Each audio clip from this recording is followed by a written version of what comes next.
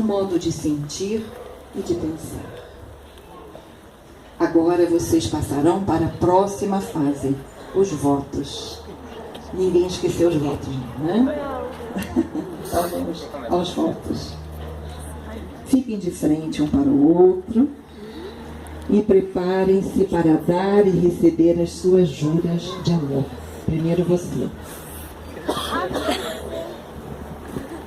Ai, ai.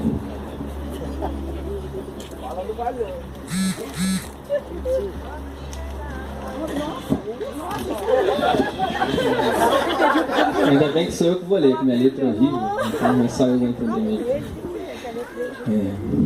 Com o sol em peixes. Respira. Com a lua em aquário, com ascendente em touro. Essa mulher chegou na minha vida quando eu era apenas um bebedor de Nescau. Porém, já senti que tinha alguma coisa que me chamava atenção. Talvez fosse só uma paixonite de